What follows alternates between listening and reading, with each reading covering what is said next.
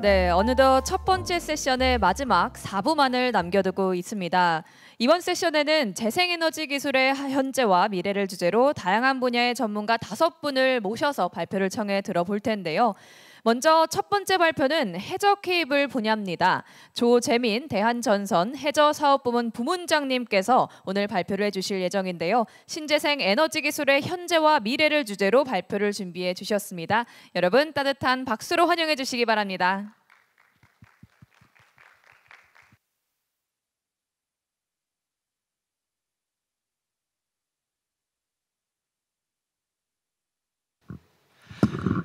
예, 안녕하십니까. 대한전선에서 해저 사업을 맡고 있는 조정환입니다. 신재생 에너지 관련 전선 기술의 현재와 미래에 대해서 말씀드리겠습니다. 쉬운 내용이고 빠르게 진행하겠습니다.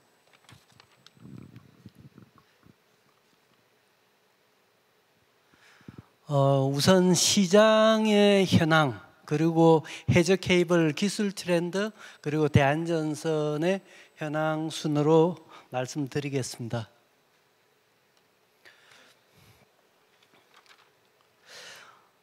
글로벌 신재생 에너지 확대입니다. AI 시대의 도래에 따른 데이터 센터 등의 증가 및 전기 자동차 등 전기 에너지로의 에너지 전환 등에 따른 전력 수요의 증가로 인해서 세계적으로 전력 공급 및 전력망 확충을 위한 투자 확대가 지속이 되고 있습니다. 이와 동시에 넷제로 달성을 위해서 기존의 석탄 및 석유 등 기존 발전원 대비 태양광 및 풍력 등 신재생 에너지 확대에 대한 정책 기조 및 실행이 진행되고 있습니다. 그 아래 도표는 인터내셔널 에너지 에이전시가 2025년 기준으로 추정한 전 세계 에너지 수요, 전력 수요입니다. 2024년 22만 9천 테라와트 아워에서 27년 3만 2천 테라와트 아워로 수요가 계속 증가할 것으로 예상을 하고 있고, 이 증가되는 전력은 대부분 그 오른쪽에 있는 도표 재생에너지에서 공급을 하고 있습니다.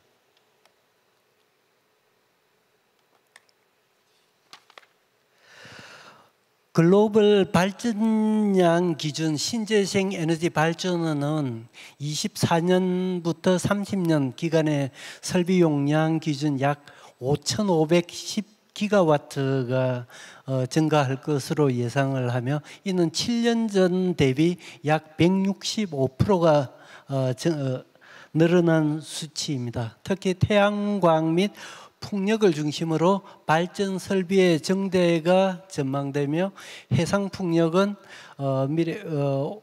왼쪽 도표에 있는 59.7기가와트에서 212기가와트 설비 용량 증대가 도달할 것으로 전망을 하고 있습니다.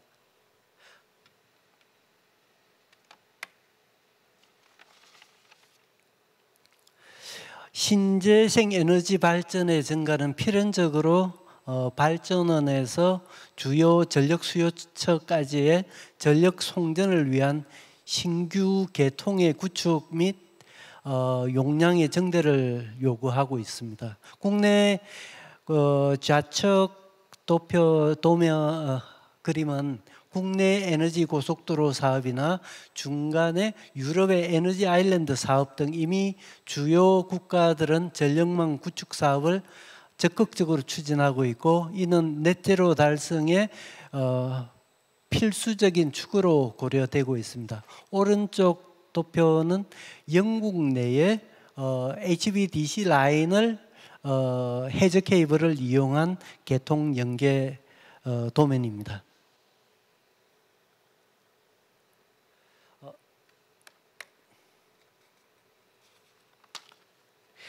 해상 풍력 및 개통 연계상 케이블 적용입니다. 저는 케이블 회사에서 왔고 당진의 해저 케이블 공장 및 초고압 케이블 공장을 가진 회사입니다. 해상 풍력 단지의 구축 및 발전된 전력의 송전을 위해 해저 케이블이 요구되며 용량 및 거리에 따라 송전 방식 및 전압 등이 결정이 됩니다. 해저 케이블은 크게 세 가지로 구분됩니다. 중간에 있는 그림은 왼쪽이 그 해상 풍력 타워입니다. 터빈에서 발전한 전기를 S로 표시되어 있는 해상 변전소로 전력을 모으고 그 모아진 전력을 빨간색 S로 표시되어 있는 육상 변전소로 송전을 하게 됩니다. 그 육상 변전소에서는 그 가공 송전선을 통해서 각 수요처로 육지로 송전이 됩니다. 그 케이블 샘플이 3개가 있는데 좌측이 내부망 케이블입니다. 인터 어레이 케이블이라고 인터 어레이 케이블은 각 풍력 타워 끼리를 연결을 하면서 동시에 풍력 타워와 해상 변전소를 연결하는 케이블입니다. 33kV나 66kV가 주종이고 최근에는 터빈 용량의 증대로 인해서 132kV로 업그레이드가 고려되고 있습니다. 가운데 케이블은 외부망 해저 케이블입니다. 엑스포트 케이블이라고 하며 해상 변전소와 육상 변전소를 연결을 합니다. 그리고 우측은 HVDC 케이블입니다. 대용량 장거리 송전을 위해서는 송전 손실이 작은 HVDC 케이블이 대세로 떠오르고 있고 산업의 표준으로 자리 잡고 있습니다. 유럽에서는 이 HVDC 525kV급 HVDC 케이블이 국가 간의 개통 연계에 대부분 사용되고 있습니다.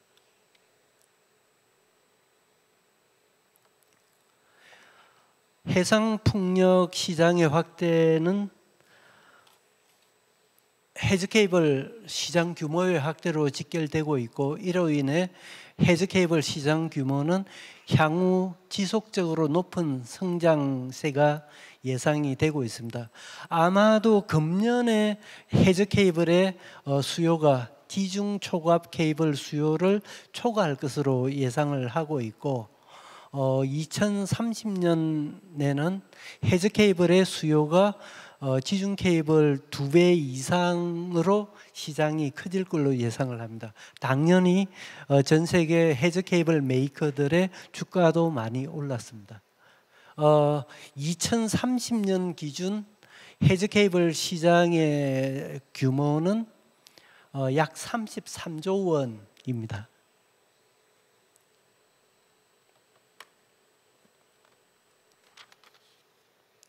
해저 케이블의 기술 트렌드입니다. 해저 케이블 해상 풍력 시장의 확대는 첫 번째는 터빈의 용량이 대형화되고 있습니다. 1917년에 평균 8메가와트인 풍력 터빈의 용량이 2030년에는 약 15에서 20메가와트까지 대형화가 될 것으로 예상을 하고 있습니다. 그리고 풍력 터빈의 용량 대형화와 함께 지금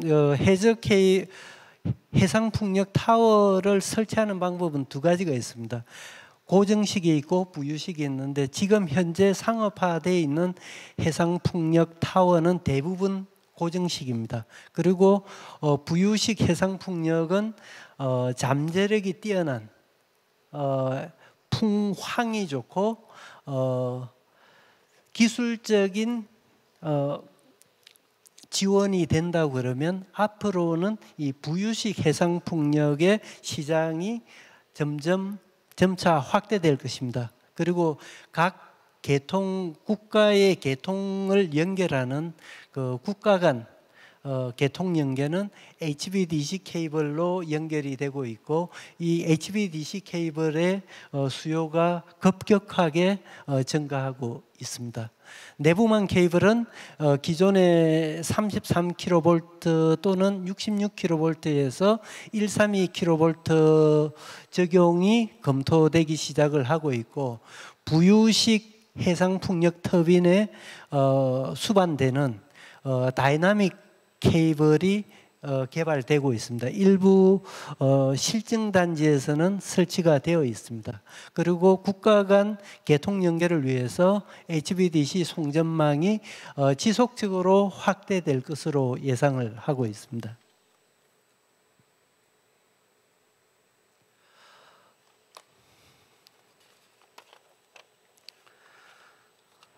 글로벌 신재생 에너지 분야에서의 저희 대한전선의 역할은 주로 애플리케이션 쪽입니다. 생산된 재생 에너지를 소비지까지 전달하는 그 해저 케이블 송전망의 공급 및 설치입니다. 이를 위해 대한전선은 해저 케이블 생산 설비를 당진항 고대부두에 구축하고 있습니다. 해저 케이블 1공장은 금년 5월에 준공하였고, 현재 1공장에서는 영광군 낙월 해상풍력 프로젝트를 위한 내부망 해저 케이블을 생산 공급 및 설치가 진행 중에 있습니다. 해저 케이블 2공장은 HVAC급으로는 400kV급, 그리고 HVDC급으로는 640kV급까지 생산이 가능한 공장으로 금년 9월에 착공해서 27년 말까지 준공하는 일정입니다. 28년부터 상업 생산에 들어갈 예정입니다. 금년 이번 달 9월 25일 날 해저 2공장 착공식이 계획되어 있습니다.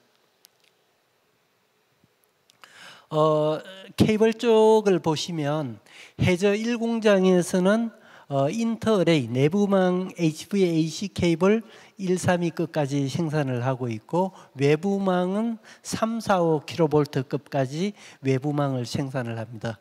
해저 2공장에서는 외부망 HVAC 해저 케이블 400kV급까지 생산을 하는 것은 물론, 이제 저희들이 목표로 하고 있는 HVDC 해저 케이블 640kV급까지 생산을 주요 목표로 하고 있습니다.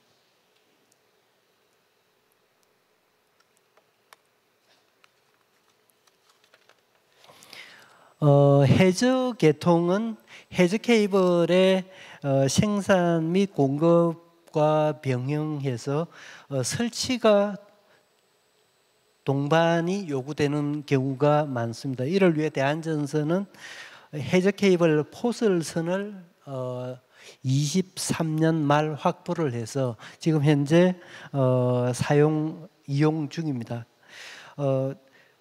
포설선인 팔로스는 국내 유일의 케이블 레잉 베슬이며 자체 항해 능력, 그리고 위치 제어 시스템 DP2를 갖추고 있고, 케이블 운송 포설 기간의 단축 및 높은 안정성을 기대할 수가 있습니다. 이를 위해 설계, 생산, 운송, 시공, 시험, 유지 보수 등 해저 케이블 사업의 풀 밸류 체인을 수행할 수 있는 역량을 갖추게 되었습니다. 그리고 지금 정부에서 준비하고 있는 서해안 HVDC 에너지 고속도로 프로젝트를 위해서 케이블 포설선 추가 확보를 추진 중에 있습니다. 포설선 팔로스는 영광군 낙월 해상풍력 프로젝트에 소요되는 230km의 내부망 및 외부망 케이블 전량을 포설 설치하고 있습니다. 네, 감사합니다.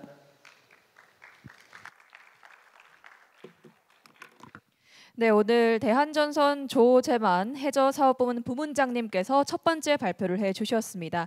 이어서 두 번째 연사님을 무대 위쪽으로 모셔볼까 하는데요. 현대자동차의 박승원 국내 전동화 전략팀장님께서 두 번째 발표를 해주시겠습니다. 현대자동차의 수소 사업과 수소 비전을 주제로 발표해 주시겠습니다. 여러분 큰 박수로 환영해 주시기 바랍니다. 안녕하십니까. 현대자동차 국내 전동화 전략팀 맡고 있는 박승원 팀장이라고 합니다. 저는 국내에서 전기차, 수소차 보급 업무를 담당을 하고 있고요. 각각의 전기차, 수소차 보급에 필요한 충전 인프라 전략들도 함께 고민을 하고 있습니다. 그래서 제가 비록 오늘 주제가 수소 사업과 수소 비전, 수소 쪽에 치우쳐 있는 발표를 하더라도 그 누구보다도 균형감 있게 수소를 바라보는 입장으로 설명을 드릴 수 있다라는 말씀을 좀 드리면서 시작을 하겠습니다.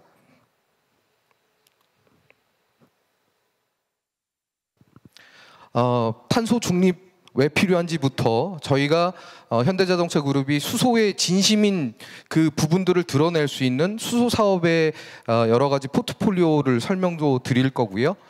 그리고 마지막으로는 수소 모빌리티를 포함해서 저희가 실제 수소를 기반으로 한 비즈니스 영역들의 사례들을 좀 설명드리는 순서대로 저한테 주어진 시간은 약 15분인데요. 장표가 조금 많습니다. 그래서 좀 빠르게 말씀드리도록 하겠습니다. 탄소 중립을 할 때 기후학자들이 내세운 지구 평균 표면 온도 2도씨 상승, 이 부분에 대해서 굉장히 저는 불편합니다. 왜냐, 평균 2도씨라는 부분이 사실 일반인들에게 그렇게 위기감을 불러일으키는 표현인가? 라는 질문들을 많이 해보게 되거든요. 이 평균 뒤에 숨겨져 있는 이 편차라는 부분이 굉장히 심각한데요. 기후학자들이 얘기하는 탄소 중립의 필요성을 얘기하면서 얘기하는 2도씨라는 부분의 표현에는 편차라는 그 데이터의 함정들을 다 커버하는 표현이 아니고요. 그리고 2도씨라는 게 고작 2도씨밖에 아닌데 뭐가 위험이지? 라는 이 안일함을 만들게 되는 그런 표현이라서 사실 굉장히 저는 불편하게 느끼는 부분인데요. 저희가 탄소 중립 외치고 실천하자라고 얘기하면서 정작 이 부분의 함의에 대해서 정확하게 알고 계신 분들은 없는 것 같습니다. 산업혁명 이후 인류가 편하기 위해서 배출했던 이 탄소들에 의해서 온도가 올라오고 있는데요. 작년까지 산업혁명 이후 1.4도가 올랐답니다. 그래서 2도씨까지 올라가게 되면 결국은 바다에 그 해양 생물이 서식하는 25%가 서식하는 산호초가 거의 다 소멸이 되고요. 더운 지방에서는 굉장히 견딜 수 없는 폭염, 그리고 추운 지역에서는 극복할 수 없는 혹한까지 온도 편차가 벌어지기 때문에 지구의 평형을 이루는 밸런스가 깨진다는 거죠. 지구가 더 이상 스스로 치유할 수 있는 능력을 상실하는 그 시점에 결국은 인류 문명도 존립할 수 없기 때문에 탄소 중립은 굉장히 절박합니다. 근데 이 절박함을 표현하기에 굉장히 좀 부족한 표현 아닌가라는 개인적인 말씀을 좀 드렸고요.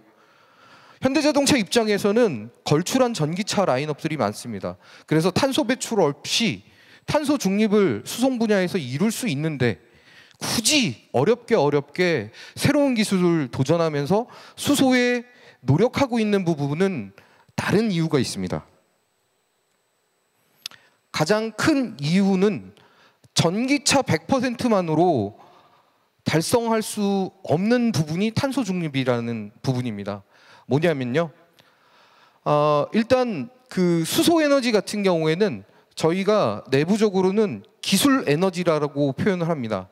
어떤 광물에도 의존하지 않고, 그리고 화석 연료에도 의존하지 않고, 자연 우주에 존재하는 위치 그대로 자리만 변경하면서 쓰는 에너지다 해서 기술 에너지라고 표현을 많이 하고 있는데요. 재생에너지하고 궁합도 좋습니다. 재생에너지는 대부분이 간헐적입니다. 어쩔 때는 굉장히 많이 생산이 되는데 대부분 생산이 안 되는 시간대가 있습니다. 또한 이렇게 생산된 전력들은 소비와 타이밍이 맞아야 됩니다. 생산을 했다 하더라도 소비가 없다면 버려지는 게 전기입니다. 실제로 제주도에서 보시면 풍력단지의 대부분의 전력을 버리고 있습니다. 이 재생에너지, 간헐성을 보완할 수 있는 게 수소입니다. 제가 이렇게 수소라고 얘기하면 ESS라는 게 있잖아, 배터리로 저장하면 되잖아 라는 말씀 하실 수 있는데요. 예, 우리나라에 존재하지 않는 희토류에 의존하면서 광물에 의존하면서 사용하게 되는 부분이라서 결국은 100점 만점에 50% 정도밖에는 안 되는 거죠. 그렇지만 수소는 에너지를 캐리어할 수 있는 저장 능력을 갖추고 있다는 말씀 드립니다. 두 번째, 에너지입니다. 방금 힌트 드렸지만 광물이 없고 화석연료가 없는 우리나라에서는 에너지를 스스로 조달할 수 있는 그런 효과를 가지고 있습니다. 세 번째, 전기차로는 전기 모터로는 도저히 탄소 배출을 줄일 수 없는 영역들이 있습니다.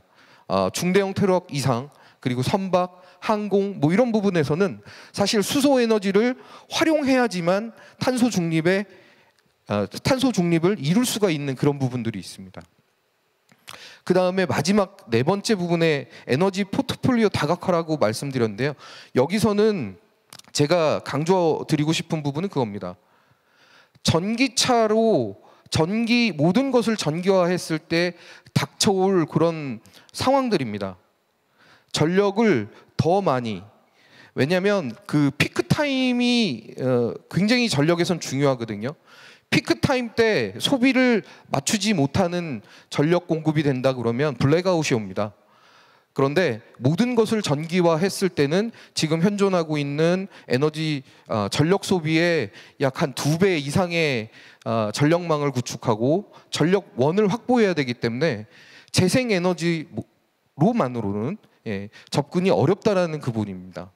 이런 부분들 때문에 결국 탄소 중립을 완성하는 데 있어서 유력한 해답으로 현대자동차는 수소로 전환하는 부분을 답안지로 삼았다라고 말씀을 좀 드립니다. 올해 초에 본격적으로 자동차 회사에서 이런 표명을 하기가 굉장히 좀 어려운데요. 수소의 전 부문에서 전 영역에서 진심으로 사업을 하겠다라는 그런 굳은 신념으로 H2라는 수소 사업, 수소 밸류체인 비즈니스 브랜드를 런칭을 했습니다. 현대자동차뿐만 아니라 현대자동차 그룹에 속한 다양한 기업들이 수소를 생산하고 운송하고 저장하고 활용하는 전 밸류체인 영역에서 수소를 적극적으로 탄소 중립의 해답으로서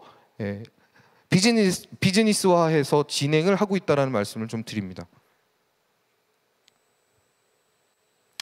그래서 현대자동차는 한 축은 모빌리티로서, 그리고 한 축은 수소 생산부터 활용까지 모든 솔루션을 제공하는 밸류체인 사업 영역으로 H2 브랜드를 명명을 하고요.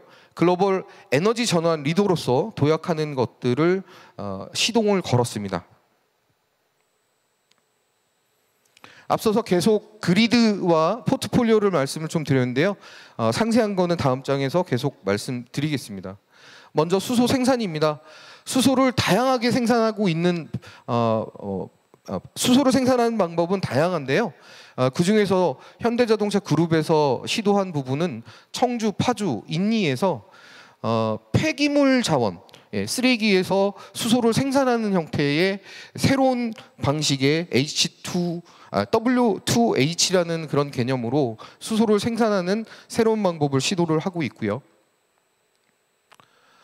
수소 저장, 운송, 충전에서는 국내 최대 수소 충전소 사업자인 하이넷, 그리고 상용 충전 사업자인 코아이젠에 투자를 해서 수소 충전소 부분들을 계속 영역을 확장해 나가고 있고요. 그리고 수소를 좀 더 편리하게 사용할 수 있는 이동형 수소 충전소 솔루션도 개발해서 운영을 하고 있습니다. 현재는 제주도에 올해 풍력단지에서 생산되는 그린 수소를 공급하는 솔루션으로서 이동형 수소 충전소를 설치할 예정이고요. 그리고 성남시 그 정수장에서 발전되는 생산되는 수소를 활용해서 충전하는 부분들도 성남 정수장 인근에서 이동형 수소 충전소를 활용해서 충전 서비스를 제공할 예정입니다. 이 수소 사업, 현대자동차의 수소 사업의 가장 핵심은 연료전지 시스템입니다. 결국은 수소와 산소를 만나게 하면 물과 전기를 만드는 부분이고요. 이 기술이 고도화되면 물을 전기분해해서 수소를 생산하는 수전의 수소 기술도 같이 고도화될 수 있는 그런 가능성들이 있습니다.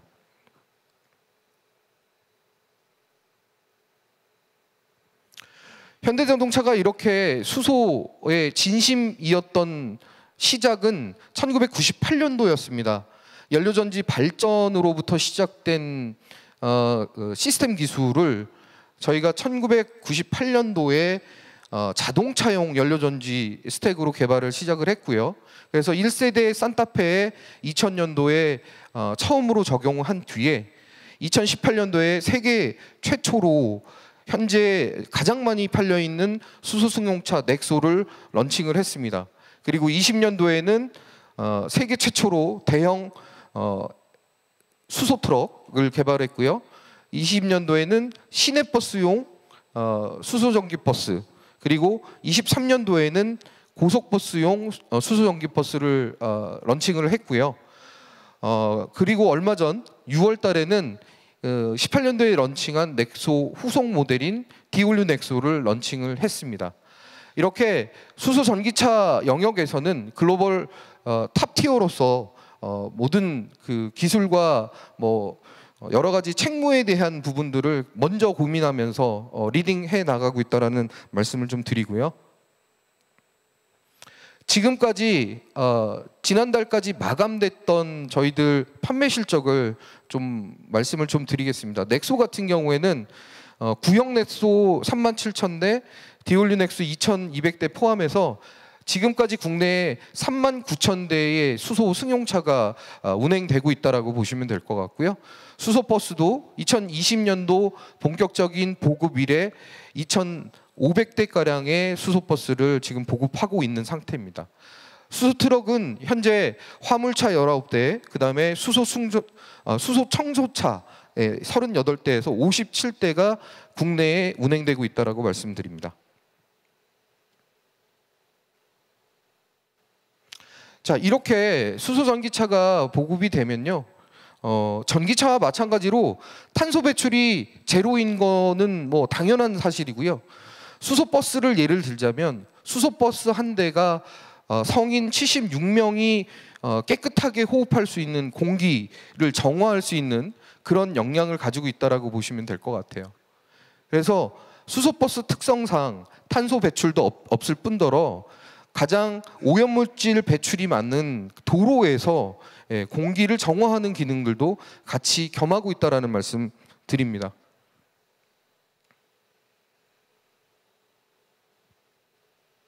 앞서서 제가 왜 수소차인가라는 말씀을 드리면서 좀 자세하게 전기차에 빗대서 좀 설명하기 위해서 장표를 좀 준비를 했는데요. 이 부분이 뭐냐면 모든 것을 전기화했을 때 벌어질 상황들에 대한 것들을 좀 숫자로 감각을 가지십사 해서 장표를 만들었습니다. 저희가 아이오닉 5 26,200대가량을 만약에 동시에 보급해서 가동을 한다면 울산 산업단지의 피크타임 전력 사용량을 사용하게 됩니다. 결국 26,200대를 보급할 때마다 산단 하나의 전력망들을 고민을 해야 됩니다. 그리고 수소 트랙터, 전기 트랙터, 지금 현대자동차에는 전기 트랙터가 없는데요. 뭐 볼보의 전기 트랙터를 기준으로 보면 이 전기 트랙터 4,000대를 보급하면 마찬가지로 울산 산단의 피크타임 전력 용량을 똑같이 설계해야 되는 겁니다. 그래서 모든 것을 전기화한다라는 건 말은 쉬운데 실제 전력망, 이 피크타임 설계들을 고려해 봤을 때 쉽지 않다라는 영역이고요. 그리고 중대형 트럭 이상에서는 비효율도 생깁니다. 에너지 효율이 높은 수소차 같은 경우에는 전기차 대비 사실은 AER에서는 거의 한 2배가량의 이점을 보이고요. 적재량 같은 경우에는 동급 차종일 경우에 한 3톤을 더 적재할 수 있는 그런 이점을 가지고 있습니다. 그리고 또한 충전 시간을 좀 보셔야 될 것 같은데요. 수소 트럭 같은 경우는요, 현재 대형 트럭 같은 경우에는 16분에서 20분 사이에 충전을 할 수 있지만 만약에 그 사이즈의 전기 트럭을 만든다라고 하면 2시간 이상이 걸릴 겁니다. 그리고 또 한 가지 더 말씀을 드리자면 이미 전기버스 시장에서도 검증이 됐는데요. 승용차를 위해 구축한 전력망, 충전망을 그대로 사용할 수가 없어서 전기버스용으로는 별도의 충전기를 구축을 해야 되는 그런 상황들이 있습니다. 마찬가지로 트럭에서도 이 중대형 트럭에서 빠른 충전을 위한다면 승용차하고는 다른 충전기를 다시 깔아야 되는 그런 문제들도 생깁니다. 그렇기 때문에 이렇게 전기화했을 때 전기화가 어려운 부분에서 거둘 수 있는 영역은 결국은 수소가 답이다라는 부분이고요. 이렇게 이 어려운 부분에 있어서 수소로 탄소 중립을 이루다 보면 결국 승용에서부터 상용까지 골고루 쓸 수 있는 그런 에너지로서의 장점들이 굉장히 많다라는 부분을 다시 한번 강조 좀 드리고 싶습니다. 이렇게 저희 차량 분야에서는 저희 자체 라인업을 확충하는 것뿐만 아니라 앞서서 잠깐 소개해드린 연료전지 스택 시스템을 통해서 해외 다수의 그 글로벌 상용 사업자들과 협업을 해서 상용 분야에서의 탈탄소도 많이 드라이브를 걸고 있고요. 자체적인 그 완성차 판매를 위해서 개발되어 있는 승용 상용 라인업 이외에도 이렇게 고성능 FCV처럼 내연기관에서 모터 스포츠를 즐길 수 있는 이 부분들도 대체할 수 있는 수소로 대체할 수 있는 노력들도 진행하고 있다는 말씀 드립니다. 또한 현대차 그룹에서는 이렇게 비차량 분야 자동차 이외에 수소 트램, 선박, 열차, AAM 그리고 지게차에 지게차에 스택을 공급하거나 또 항만에 들어가는 AGV에 스택을 공급하는 등의 다양한 영역에서 수소 스택 사업을 진행하고 있다는 말씀 드리겠습니다. 지금 2018년도에 넥소를 런칭할 때는 수소 충전소 10개로 시작했습니다. 그런데 오늘 현재 전국의 수소 충전소는 228개소로 늘어나 있고요. 앞서서 저희가 보급한 속도보다 향후에 수소차를 더 많이 보급을 할 수 있는 이 바탕들이 인프라 기반으로 계속 좀 확충이 되고 있다라는 말씀을 좀 드리고요. 현대자동차는 이렇게 모빌리티뿐만 아니라 수소 전사업 그리고 충전 인프라까지 수소를 중심으로 탈탄소를 이루기 위한 노력들을 지속해 나가고 있다는 말씀 드립니다. 감사합니다. 네, 감사합니다. 현대자동차가 얼마나 이 수소 시장의 진심인지 알 수 있었던 발표였는데요. 앞으로 현대자동차가 이끌어가는 수소 경제의 미래 기대해 보겠습니다. 네, 다음 연사님의 경우에는 태양광 발전 분야의 전문가십니다. 정규창 한화솔루션의 사업지원팀장님께서 오늘 발표를 해주실 예정입니다. 여러분 따뜻한 박수로 환영해 주시면 감사하겠습니다.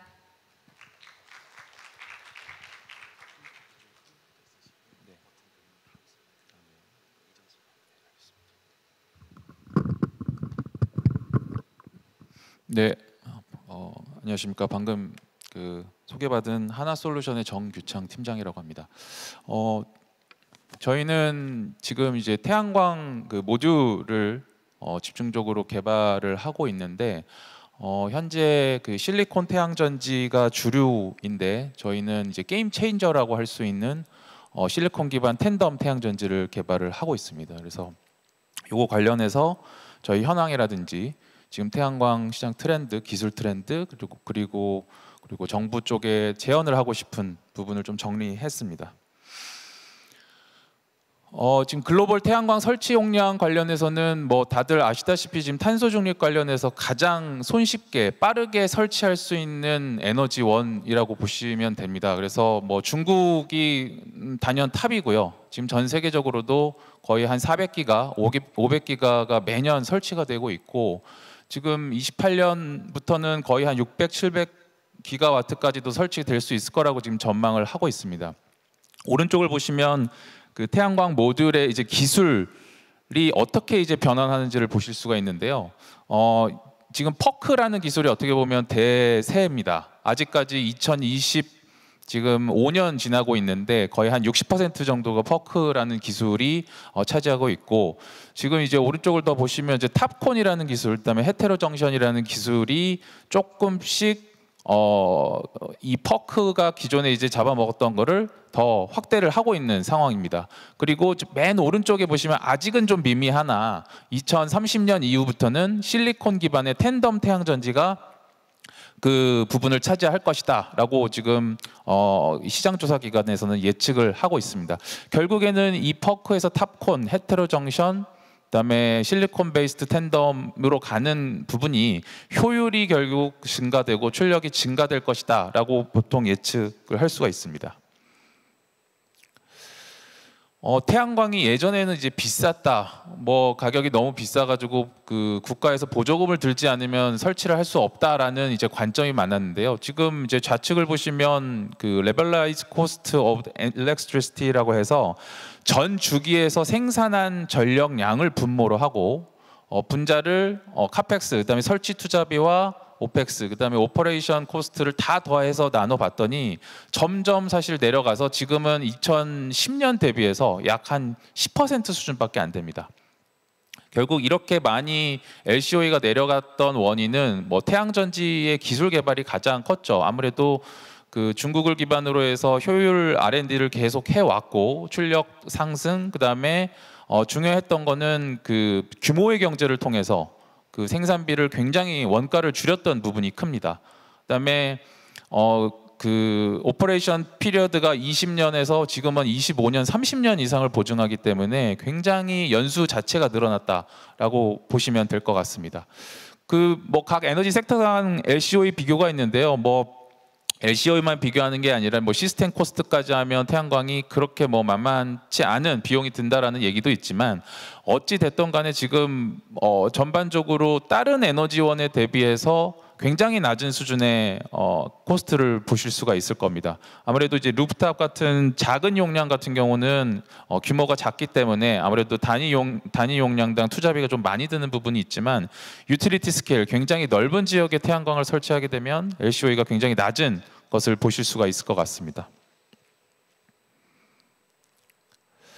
앞단에 설명드렸듯이 결국에는 지금 퍼크 기술에서 탑콘 기술로 지금 전환을 하고 있는 상황이거든요. 그래서 모듈 출하량 상위 12기업에서 대부분 그 제품 비율을 보시면 이제는 이제 탑콘 기술이 퍼크 기술을 이제 역전을 하는 상황이고 퍼크는 약간 이제는 뒤쪽으로 가게 되는 상황입니다. 그러니까 이 퍼크 라인을 갖고 있던 그 태양광 회사들이 그 퍼크 라인을 다 탑콘 라인으로 개조하고 다시 그걸로 이제 생산을 한다라고 보시면 됩니다.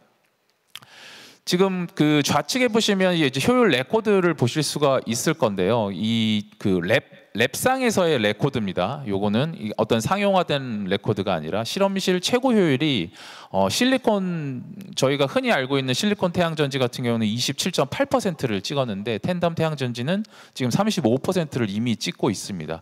그럼 이게 과연 상용화가 됐을 때는 이제 몇 %로 가느냐가 사실은 주요 의제라고 보실 수 있습니다. 이 이론적 한계 때문인데요. 결국 실리콘 태양전지라는 게 이제 SI 석영에서 이제 비롯이 됐습니다. 이 아무리 이제 기술 개발을 하더라도 절대로 이제 29% 정도는 넘어갈 수가 없다. 30%는 넘을 수가 없다라는 부분들 때문에 이거를 어떻게 극복할 것인가가 사실은 이 태양광 쪽 R&D를 연구하시는 분들의 그동안의 과제였습니다.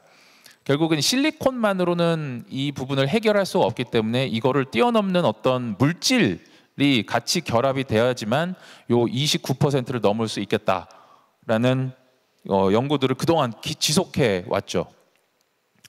지금 현재 이제 퍼크에서 탑콘으로 헤테로정션으로 넘어가고 있는 상황에서도 이 부분이 사실 넘기기가 좀 어려운 부분이 있습니다. 아무래도 이제 퍼크 기술보다는 1%, 2% 높은 수치를 기록하고 있지만 이 이상은 현실적으로는 조금 어려운 게 사실이죠.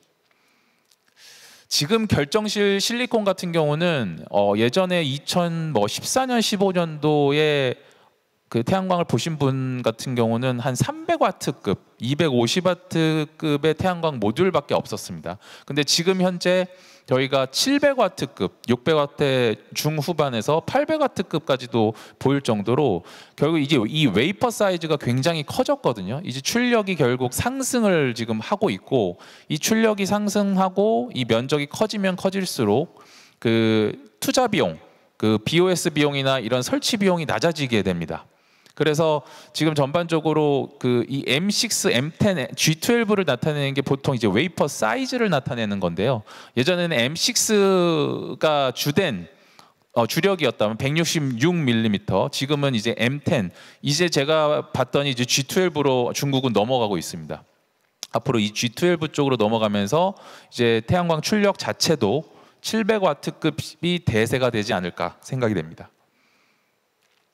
여러 가지 태양전지 기술별 비교가 있습니다. 이제 뭐 제일 앞단에 보통 다중접합이라고 해서 이게 사실은 우주 태양광이라고 보시면 됩니다. 이제 우주 위성에서 이 비상용 사실은 태양전지를 통해 가지고 사실은 그 자가 소비를 하는 용도인데 효율이 굉장히 높습니다. 요거는 되게 특수 모듈이기 때문에 사실은 논외로 치고 퍼크와 탑콘과 HJT가 지금 어떻게 보면 생산 원가라든지 그다음에 상업성이라든지 이런 걸 대부분 차지하고 있지만 맨 이제 뒤쪽에 페로스카이트 실리콘 기반의 텐덤 전지가 결국 효율도 점점 늘어날 거고, 지금은 이제 생산 원가가 높지만 점점 그 대량 생산하면서 그 비용이 점점 낮아질 것으로 예상을 하고 있습니다. 다만 이제 이슈가 결국 이 태양광 모듈이라는 게 20년에서 25년 이상을 가야 되는데 그 25년을 과연 버틸 수 있는 안정성과 내구성, 신뢰성이 확보가 될 것이냐, 그거를 지금 모든 태양광 모듈 기업이 테스트를 하고 있는 상황입니다. 아까 말씀드렸다시피 템던 태양전지는 이론적 효율이 44%에 달합니다. 그래서 기존 대비 약 1.5배 이상의 태양 효율을 나타낼 것이라고 지금 생각을 하고 있습니다. 원리는요, 결국에는 그 물질이 다르기 때문입니다. 그러니까 아래에는 실리콘 태양광 전지를 그대로 바텀셀로 쓰고 위에 이제 탑셀로 페로브스카이트라는 물질을 써가지고 서로 이제 파장이 다릅니다. 흡수하는 파장이 다르기 때문에 아래에는 적외선을 흡수하고요, 위에는 페로브스카이트는 자외선에서 가시광선의 이제 파장대를 흡수하면서 조금 더 이제 일사량을 좀 더 흡수를 하는 것이죠. 그러니까 당연히 인풋 대비 아웃풋이 많아질 수밖에 없는 구조입니다. 페로브스카이트라는 물질은 이제 러시아의 광물학자 이름에서 이제 명칭이 되었고요. 이 페로브스카이트 물질이라는 자체가 굉장히 광 자체를 흡수하는 개수가 굉장히 높습니다. 다만 이런 안정성 부분이 조금 미약하기 때문에 밑에다가 이제 실리콘 바텀셀을 써서 그런 안정성을 이제 보강하는 구조로 가게 됩니다. 이 밴드갭, 이 볼티지 조정이 좀 용이하고요. 전하 자체가 수송이 굉장히 높습니다. 특성이 높기 때문에 물질 자체로는 굉장히 태양광에 적합하나 아직 우리가 이러한 물질을 안정적으로 다루기에는 조금 더 개발이 좀 더 필요하다. 그래서 지금 테스트를 계속 진행하고 있다라고 말씀드릴 수 있을 것 같습니다. 요거는 이제 그 내부 구조입니다. 뭐 밑에 보시면 이제 실리콘 태양전지가 있고 위에는 페롭스카이트를 중간으로 해서 약 수송층과 투명 전극이 그 앞뒤를 둘러싸고 요게 이제 두 터미널에서 하나의 디바이스로 작동이 돼서 태양광이 발전을 하게 되는 구조입니다. 지금 이제 효율 기록을 보시면 점점 이제 늘어나고 있는데요. 이게 그냥 효율이 점점 늘어난다는 게 이제 텐덤 셀 크기와도 조금 연관을 해야 됩니다. 지금은 이제 소형 아주 조그만 1cm 그 정도 수준에서 태양광 효율이 높은 효율을 나타내는 건 그렇게 중요하지 않습니다. 결국에는 M10, 그다음에 M4 사이즈 여기에도 보시다시피 이 실제 지금 산업용의 셀 사이즈를 가지고 테스트를 해봐야 이게 실제 효율로 기록이 될 수 있을 것 같습니다. 한화 큐셀 같은 경우는 지금 2024년에 한 28% 정도의 효율을 나타냈습니다. 이게 이제 실제 그 당시에 웨이퍼 사이즈인 M10 사이즈를 기반으로 기록했던 효율이라서 굉장히 의미가 있다라고 보시면 될 것 같습니다. 그렇다면 이게 결국에는 상업화, 양산화가 돼야 되는데 과제들이 사실 몇 가지가 있습니다. 결국에는 이 공정이 필요하죠. 이러한 소면적뿐만 아니라 대면적 그 웨이퍼 사이즈까지 할 수 있는 제조 공정이 필요하고요. 그다음에 이 양산을 위해서 결국에는 설비가 필요합니다. 우리가 보통 장비라고 보통 얘기를 하죠. 장비빨이 좋아야 사실은 그 아웃풋이 좋다고 하듯이 그 장비를 어디서 만드냐. 이제는 저희가 중국에서 아니고 이제 한국에서 좀 만들려고 하고 있습니다. 그래서 아까 이따 말씀드리겠지만 한국에 여러 가지 이 장비를 만드는 업체와 협업을 지금 하고 있는 상황이고요. 그다음에 아까 말씀드렸다시피 신뢰성입니다. 뱅커빌리티라고 하는데 이 뱅커빌리티가 중요한 게 결국 이 태양광 모듈이 20년, 25년을 그 초기 효율을 계속 유지하면서 좀 떨어지긴 하겠으나 유지를 할 것이냐. 그래야 태양광 발전 설비로부터 전력이 나오고 그 전력 설비로 수익을 얻는 대출하시는 분들도 안정적으로 대출을 실행할 수 있기 때문에 이 뱅커빌리티 확보가 굉장히 중요합니다. 그래서 이러한 여러 가지 그 20년, 25년 동안의 그 환경에 대한 스트레스를 굉장히 시험을 강도를 높여서 저희가 지금 하고 있는 상황입니다. 그다음에 공인 표준도 당연히 중요하겠죠. 지금 뭐 ICUL 기준이 있는데 요거를 이제 텐덤형으로 만들어서 KS 기준처럼 우리가 전 세계적으로 수출을 할 때도 이런 공인 표준이 있어야 결국 인증된 제품을 만들 수 있을 겁니다. 작년에 아까 말씀드렸다시피 28.6% 효율의 산업용 크기의 셀 공인 인증을 받았습니다. 그래서 저희가 작년에 이제 보도자료로 배포를 했고 실제 양산 가능한 공적 및 소재로 구현을 했기 때문에 굉장히 큰 의미가 있습니다. 이런 항목들을 이제 거쳐서 사실은 이제 양산을 해야 되는 상황이고요. 저희가 또 이제 올해 5월달에 이런 그 신뢰성 스트레스 테스트를 통과를 했습니다. 그래서 IEC나 UL 국제 표준에 맞춰가지고 저희가 성공적으로 통과해서 그 TÜV라는 굉장히 유명한 인증기관이 있는데 그쪽에서부터 컨펌 레터를 획득했습니다. 뭐 이런 아까 말씀드린 그 국내 기업과 그러니까 산학연이 모두 결합을 해가지고 에너지 기술 평가원의 이런 장비 과제를 저희가 지금 수행을 하고 있습니다. 그래서 결국 이 태양광도 생태계가 되게 중요하거든요. 항상 지금은 중국이 굉장히 원탑이고 중국에서 모든 거를 다 수입하고 있는 상황인데 저희가 국내 텐덤 관련해서는 국내에서 게임 체인저 되기 위해서 국내 기업과 학교가 굉장히 협업을 많이 하고 있는 상황입니다. 그리고 저희가 진천에 1,365억 원이라는 큰 규모를 투자를 해가지고 40메가와트 규모의 파일럿 라인을 설치를 했습니다. 그래서 이 파일럿 라인에서 실제 양산 전까지의 그 제조 설비와 공정들을 모두 테스트해서 여기서 만약에 뭐 되게 좋은 제품들이 나온다고 하면 양산성 설비 검증을 받았기 때문에 그 이후부터는 굉장히 큰 규모의 설비를 설치할 수 있을 것이라고 생각을 합니다. 뭐 이렇게 실증도 하고 있는 상황이고요. 그래서 뭐 이게 결국 그 보급이랑 산업이 활성화되기 위한 제언입니다. 지금 이제 신정부가 들어섰기 때문에 굉장히 에너지 전환과 에너지 산업 을 하나의 테마로 해서 국정 과제로 삼는 걸로 알고 있습니다.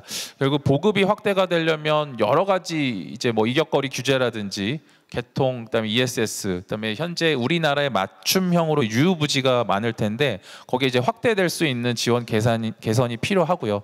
특히 이제 태양광 산업은 그동안 계속 축소되었습니다. 국내 태양광 산업은 한화큐셀, 뭐 현대에너지솔루션밖에 없는데 이 기업들을 결국에는 국내에서 공급망을 확대하기 위해서는 이 산업에 대한 보호와 확대가 굉장히 필요합니다. 그래서 국가전력기술로 이 텐덤 태양전지가 조금 지정이 됐으면 좋겠고 여러 가지 이제 국내산에 대해서 좀 인센티브를 주는 제도가 있었으면 좋겠다라는 말씀드리면서 오늘 발표를 마치도록 하겠습니다. 감사합니다.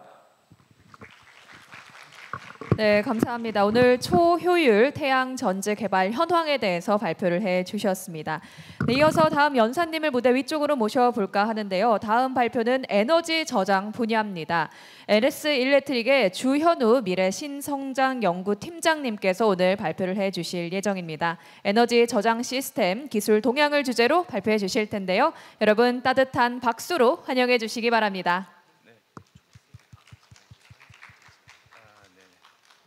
네, 안녕하십니까. LS 일렉트릭에서 팀장을 맡고 있는 주현우라고 하고요. 제가 오늘 발표드릴 내용은 에너지 저장 기술에 대해서 간단히 말씀을 드리겠습니다. 네, 시간이 많이 없기 때문에 기후변화, 탄소 중립 관련된 내용은 앞에서도 많이 발표를 해주셔서 간단히 넘어가도록 하겠고요. 지금 뭐 저탄소하고 ESG 경영, 글로벌 아리백이 이슈인 거는 다들 아시기 때문에 간단히 넘어가겠습니다. 네, 아리백 현황을 보시면은 아리백 참여 기업의 총 45%가 재생에너지로 이제 조달을 하고 있는데 사실 재생에너지 얘기가 나왔을 때 저장 장치에 대한 중요도는 많이 언급이 되고 있지 않는 것 같아서 제가 오늘 그 부분에 조금 설명을 드리려고 하고 있고요. 그러면은 그 탄소 중립이나 ESG 경영, 에너지 공급난에 따라서 태양광하고 이제 풍력은 가속화가 될 텐데 그러면은 왜 에너지 저장 장치가 필요한지에 대한 의문이 나오게 됩니다.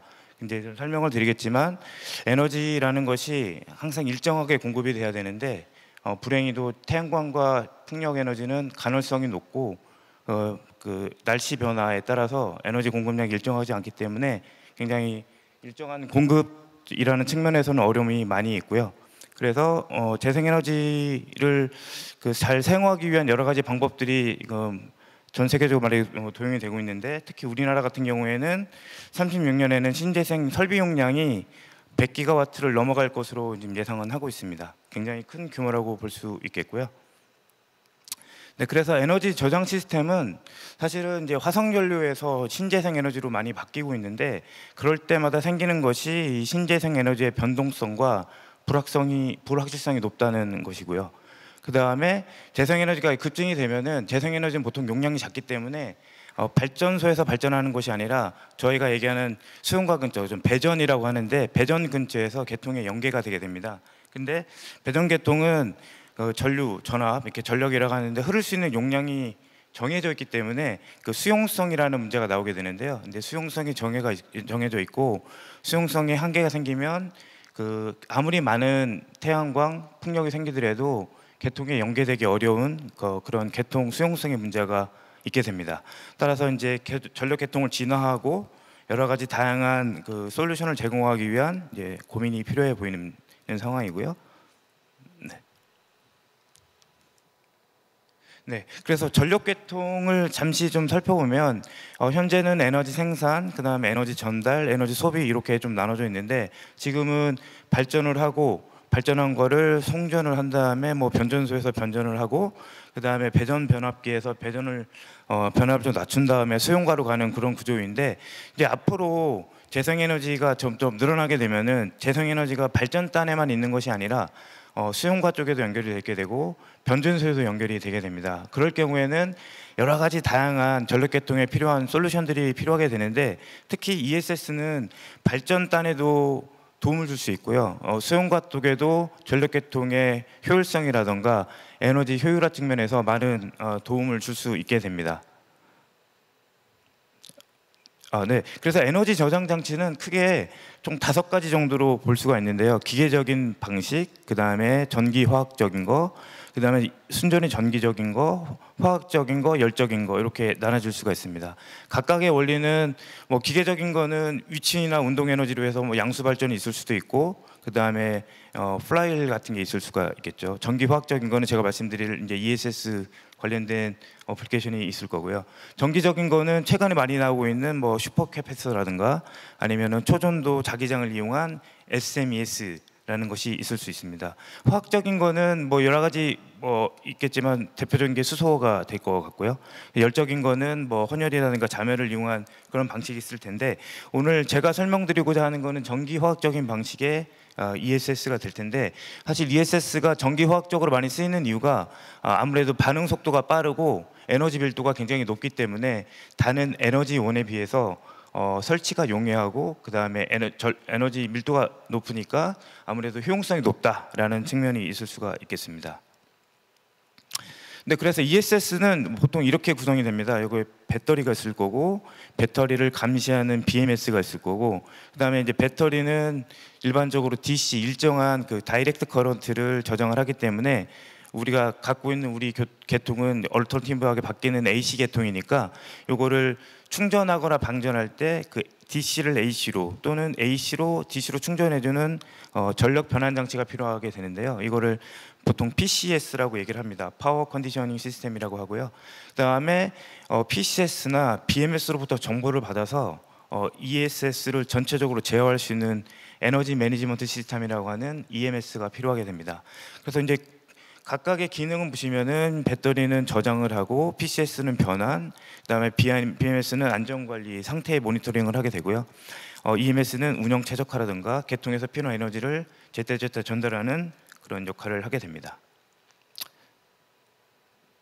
네, 그래서 ESS는 뭐 다양한 역할이 있겠지만 전력 계통에서는 보통 저희가 미터라고 하는데, 저희 그 수용가에 우리가 얼마만큼 전력을 사용했는지 그 미터가 연결이 됩니다. 그래서 프론트 오브 더 미터, 그러니까 미터기 앞에 있는 ESS로서의 역할과 그러니까 비하인드 더 미터라고 해서 미터기 뒤에 있는 쪽의 역할이 나눠지게 됩니다. 그래서 프론트 미터는 보통은 FTM이라고 하는데요. FTM은 뭐 신재생을 연계한다거나 전력 보조 서비스라고 하는데 뭐 주파수 조정을 한다거나 예비 전력을 공급하는 그런 역할을 하게 되고, 비하인드 미터는 BTM이라고 하는데 보통 수용가, 우리 그 공장이나 뭐 집 같이 연결이 되겠죠. 그래서 피크 전력을 제감하는 역할을 한다거나, 비상시에 UPS가 하는 그 비상 발전의 역할, 또는 분산 에너지를 뭐 저장하고 간헐적으로 뭐 출력을 내주는 그런 역할을 하게 됩니다. 보통 그래서 BTM과 FTM과 BTM의 역할이 좀 다르다라고 이해하시면 되겠습니다. 네, 그래서 최근에는 ESS의 트렌드가, 그전에는 DC 박스라고 해서 보통 뭐 삼성 SDI나 LG 엔솔에서 하시는 배터리에 20피트 컨테이너 또는 40피트 컨테이너에 배터리가 장착되는, 그리고 EMS가 붙고 BMS가 붙는 이런 형태였다면, 최근에는 AC 박스라고 해서 아까 말씀드렸던 그 PCS가 배터리와 같이 한 컨테이너에 20피트 컨테이너에 들어가는 그런 구조로 많이 개발이 되고 있습니다. 그러니까 그럴 때는 이제 배터리하고 BMS, 그다음에 프로텍션하는 스위치 기어가 들어가고, 그다음에 스트링 타입의 PCS라고 하는데요. 요 그림에서 보시면 맨 하단에 있는 가운데 그림의 맨 하단에 있는 것이 이제 PCS 인버터가 되어 있습니다. 그래서 아예 DC 박스에서는 배터리가 별도로 있고 PCS가 별도로 있고 또 변압기가 별도로 있는데, 이 AC 박스에서는 바로 PCS가 AC로 변환을 하기 때문에 바로 변압기에 연결되고 변압기에서 바로 계통으로 연결되는 그런 구조가 되겠고요. 맨 마지막에 있는 MV 스테이션은 이제 뭐 미디엄 볼테지 스테이션이라고 하는데, PCS하고 변압기하고 또 프로텍션하는 스위치 기어를 같이 묶어서 판매를 하게 됩니다. 그러면은 DC 박스하고 MV 스테이션을 같이 설치하게 되면 현장에서 설치가 굉장히 용이하고 굉장히 빠르게 계통 연계가 가능한 그런 시스템으로 구성할 수가 있겠습니다. 보통 그래서 AC 박스라고 하면 PCS가 포함되어 있는 거, DC 박스라고 하면 PCS가 없는 거, 보통 이렇게 이해를 하시면 되겠습니다. 네, 글로벌한 ESS 시장 규모는 사실은 이건 뭐 예측치이긴 합니다만 어떤 가격으로 표현하기보단 배터리 종류도 뭐 여러 가지 종류가 있기 때문에 전체 그 기가와트 아워로 많이 표현을 하게 되는데요. CAGR은 한 12%, 16% 정도 될 것 같고, 북미에서는 아무래도 그 캘리포니아나 텍사스 쪽에 뭐 PV나 윈드 파워가 많기 때문에 개통 안정화용으로 많이 사용을 하고 있습니다. 중국에서는 역시 전기차 시장이 굉장히 크기 때문에 EV 쪽 배터리와 연계된 그런 ESS 시장이 굉장히 커지고 있고요. 우리에서는 사실 이제 화재 때문에 이슈가 많았지만 최근에는 전력계통 안정화 또는 그 장주기 ESS라고 해서 지금 ESS가 그 사용하는 시간이 굉장히 짧은 편인데 이거를 사용을 좀 길게 하자. 길게 한다는 얘기는 이제 C레이트를 좀 낮추겠다는 얘기죠. C레이트를 낮추고 용량을 키워서 장주기 ESS의 사업에 활용을 하는 방안으로 규모가 형성이 되고 있습니다. 시장이 형성이 되고 있습니다. 네, 그래서 시장 트렌드는 배터리 제조사 같은 경우에는 배터리를 얼마나 잘 냉각을 해서 같은 동일한 컨테이너에 많은 배터리를 그 저장시킬 거냐, 배터리 용량을 키울 거냐가 이제 메인 트렌드가 되겠고요. 그래서 최근에는 그 전에 ESS 같은 경우에는 20피트 컨테이너 기준으로 해서 2메가, 3메가와트 정도의 용량밖에 안 됐다면 최근에는 특히 이제 중국 업체를 대상으로 중국 업체에서 이런 활발한 연구 개발이 이루어지고 있는데요. 보통 20피트 컨테이너 기준으로 6메가와트 이상이 되는 그런 배터리 용량까지 지금 나오고 있습니다. 그리고 최근에는 중국 업체를 기준으로 해서 이제 LFP라고 하는 배터리가 많이 나오고 있고요. 그리고 LS 일렉트릭이나 그 다른 그 전력 변환, 전력 기기를 하는 PCS 제조사 입장에서는 방금 설명드렸던 MV 스테이션이나 그 다음에 배터리 제조사와 같이 뭐 AC 박스를 개발하고 그 다음에 전력 변환 효율을 최대한 올리는 그런 방향으로 시장이 바뀌고 있고, SI라고 하는 시스템 인테그레이션 하는 업체에서는 뭐 BMS를 기술을 이용해서 각각의 부품들을 다 사온 다음에 운영하는 쪽으로 많이 사업을 하고 계시거나 또는 그 설치 운영하는 EPC 관련된 그런 사업을 많이 추구를 하고 계십니다. 네. 그래서 마지막으로 좀 설명을 드리면 여태까지는 그 ESS가 그 AC 계통과 어떻게 잘 어우러질 것이냐에 대한 설명을 드렸다면 앞으로는 이제 DC 그리드가 이제 많이 확대될 거다라고 저희는 예상을 하고 있습니다. 왜냐하면은 그 신재생 에너지 중에 태양광하고 ESS가 그 DC의 계통 전력 출력을 내기 때문에 AC 계통에서 DC로 바꾸기 위한 전력 변환보다는 아예 계통 자체를 DC로 꾸미고 DC 부하를 사용하는 것이 좀 더 효율적이지 않겠냐라는 얘기가 나오고 있고요. 현재 뭐 잘 아시는 HVDC 송전망은 이미 지금 우리나라에도 구축이 되어 있고 앞으로는 LVDC라고 해서 로우 볼테지 다이렉트 커런트 배전이 활성화될 것으로 저희는 예측을 하고 있습니다. 그래서 뭐 SSD라든가 반도체 변압기, 그다음에 DC-DC 컨버터, 그다음에 그 일반 차단기가 아니라 SS10이라고 해서 그 반도체 기술을 이용하는 차단기 같은 것들이 앞으로는 많이 개통에 적용되지 않을까라는 기대를 하고 있습니다. 네, 좀 정리를 하면 앞으로 이제 탄소 중립 아리백이 나오면서 이제 DC 그리드라든가 ESS의 활용성이 굉장히 높아질 것이기 때문에 앞으로 그 에너지 저장 방식은 다양해질 것으로 생각이 됩니다. 하지만 현재까지는 아무래도 전기화학적인 방식을 이용한 ESS가 많이 활용되고 있고 앞으로는 뭐 압축이라든가 압축공기라든가 다양한 방식으로 에너지가 저장되지 않을까라는 예상을 하고 있고요. 앞으로도 그 에너지 저장 기술에 대한 발전을 위해서 국내 여러 분야에서 다행히 노력하고 계신데 적극적인 지원과 성원을 부탁드리면서 발표를 마치도록 하겠습니다. 감사합니다. 네, 감사합니다. 아리백 그리고 탄소 중립을 달성하기 위해서 에너지 저장 시스템의 개발이 얼마나 중요한지 또 그 역할이 어떠한 역할을 가지고 있는지에 관한 설명해 주셨습니다. 네, 어느덧 오늘 컨퍼런스의 마지막 순서입니다. 풍력 발전 분야의 전문가분을 무대 위쪽으로 모셔볼 텐데요. 한국풍력산업협회의 양진영 대외협력팀장님 무대 위쪽으로 모셔서 해상풍력의 현재와 미래를 주제로 발표청에 듣겠습니다. 여러분 큰 박수로 환영해 주십시오. 네, 안녕하십니까. 방금 소개받은 한국풍력산업협회 양진영 팀장입니다. 시간이 어느덧 6시가 넘었고 오늘 1일차 대단원의 마지막을 저에게 맡겨주셔서 정말 감사합니다. 사실 일단 저희 협회에 대한 소개부터 드리겠습니다. 저희 협회는 이제 발전, 제조, 개발, 건설처럼 이제 풍력 산업과 관련된 전 분야를 아우르는 245개입니다. 현재 245개사의 다양한 기업과 유관기관들, 예를 들면 뭐 인천광역시나 아니면은 전남도청 같은 지자체들까지 저희 협회에 가입해 있는 단체로 풍력 산업계를 저희가 대변해서 정부나 또는 이제 국회 쪽에 정책 건의를 하고 있고요. 당연히 이제 협회 회원사들의 사업 여건 개선을 위해 노력하고 있습니다.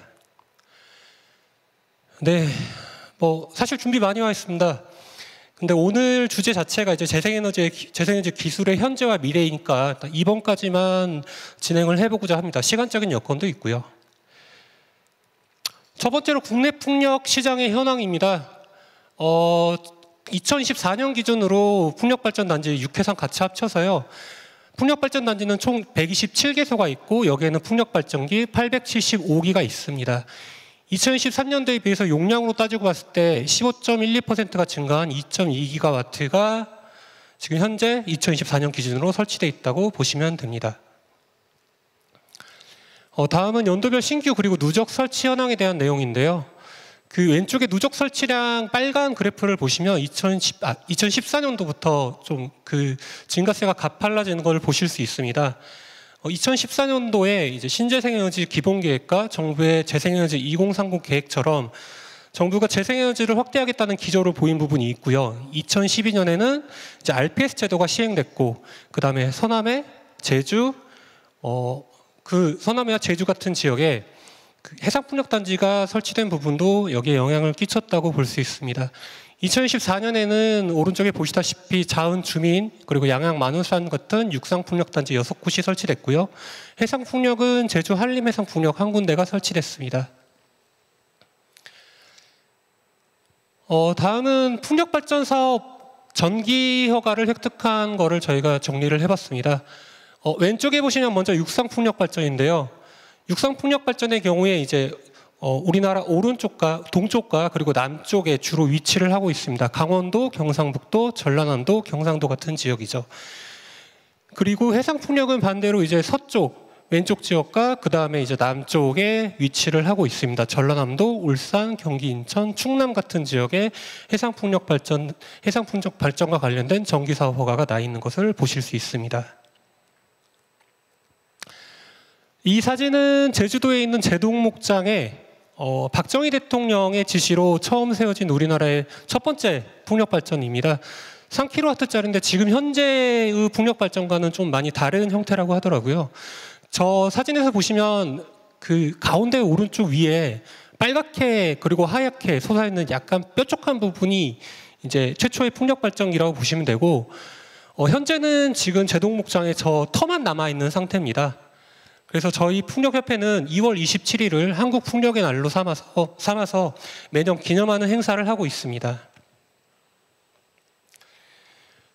해상풍력 기준으로 봤을 때 첫 번째 해상풍력이 설치된 것은 1991년 덴마크 남부지역 빈데비 지역에 오스테드가 설치했던 450kW 해상풍력이 첫 번째였습니다. 그 이후로 풍력발전기는 계속해서 커졌습니다. 쭉쭉쭉 커지면서 터빈도 커지고 블레이드도 커지고 이를 지탱하는 타워도 커졌는데요. 보시면은 2024년에는 26메가와트 중국의 동방전기에서 26메가와트 해상풍력 터빈을 개발하면서 지금 현재 알려진 가장 큰 터빈으로 기록이 되고 있는데요. 지금 이 자료를 만들었던 GWC 세계풍력협의회는 35메가와트가 2030년엔 나올 수 있지 않을까라고 예상을 하고 있습니다.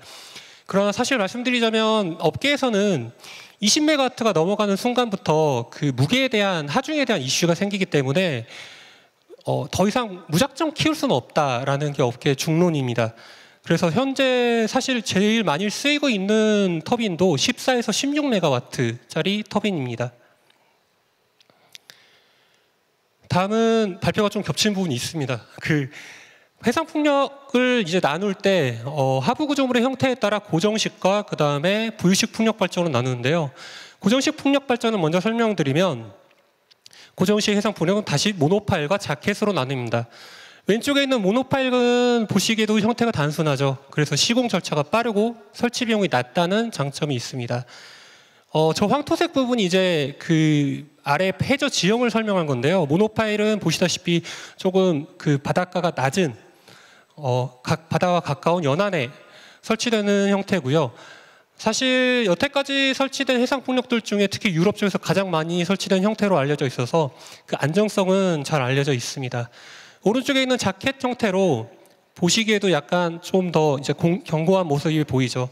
그에 따라서 이제 깊은 수심에도 설치가 가능하고 안정성이 높다는 장점이 있습니다. 다만 모노파일에 비해서는 아무래도 좀 복잡한 형태이기 때문에 설치하는데 시간이 좀 더 걸린다라는 부분은 있습니다.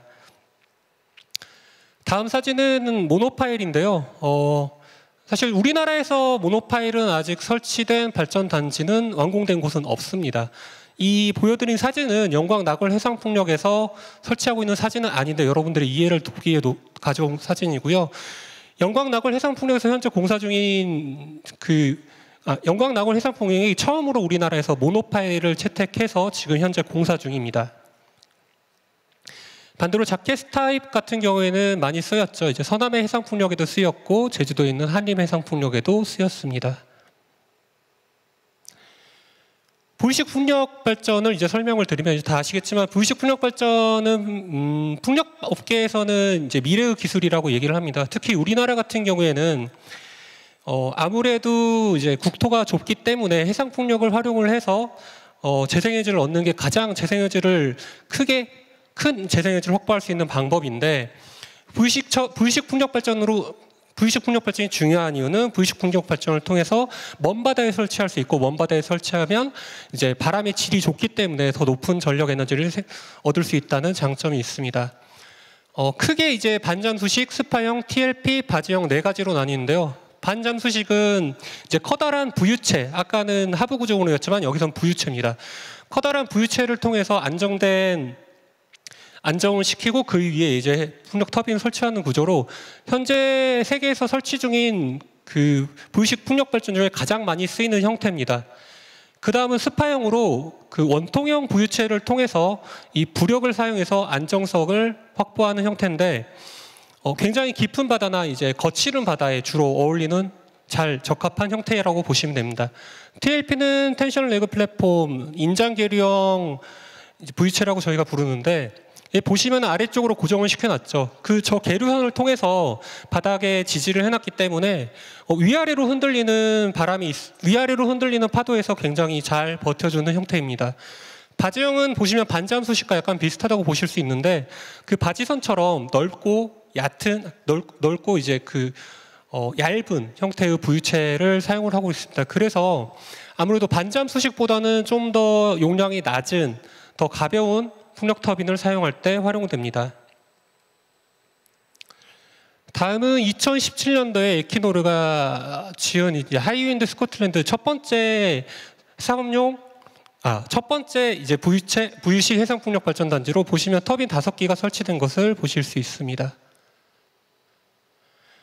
그리고 아까 앞서도 얘기가 잠시 나왔지만 고정식 해상 풍력 같은 경우에는 이제 바다 밑에다가 고정하는 형태로 이제 그 해저 케이블을 포설하지만은 부유식 풍력 발전 아까 말씀드린 것처럼 부유하기 때문에 움직이기 때문에 케이블 또한 움직여야 됩니다.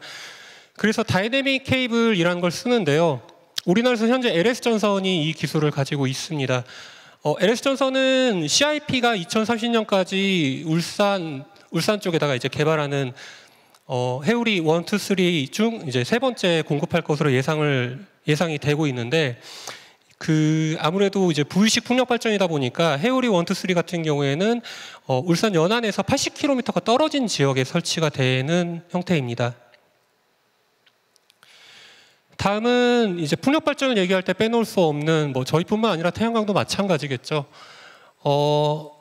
전력망이 정말 중요합니다. 그래서 지금 정부에서 발표한 U자형 해상 전력망과 서해안 에너지 고속도로가 있는데 단순히 전력망을 확보한다 차원의 형태는 사실 아니라고 생각합니다. 서남해 쪽에서 이제 많이 생산되는 저희뿐만 아니라 태양광도 마찬가지죠. 많이 생산되는 양질의 재생에너지를 이제 북부 쪽에 있는 산업단지 쪽에 보낼 수 있다는 게 포인트입니다. 다 아시겠지만 지금 산업계에서는 아리백을 위한 재생에너지를 어떻게 확보하느냐가 굉장히 큰 화두인데 이렇게 서해안 에너지 고속도로와 U자형 해상 전력망이 만약에 확충된다면 기업들의 아리백 실천에 큰 도움이 될 거라고 생각합니다. 그리고 또 재생에너지를 좀 더 편하게, 좀 더 효율적으로 확보를 하게 되면 재생에너지를 많이 쓸 수밖에 없기 때문에 그를 통해서 정부가 계획하는 탄소 중립과 그다음에 이제 기후 대책에도 큰 영향을 끼칠 수 있을 것이라고 생각합니다. 기술에 대해서 제가 준비한 곳은 여기까지고요. 그다음에 해상풍력 특별법과 발전지구에서도 말씀을 드리고 싶지만 저희가 이달 19일 날 공청회를 하거든요.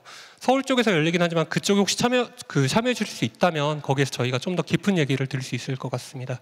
이상 발표 들으셔서 감사합니다.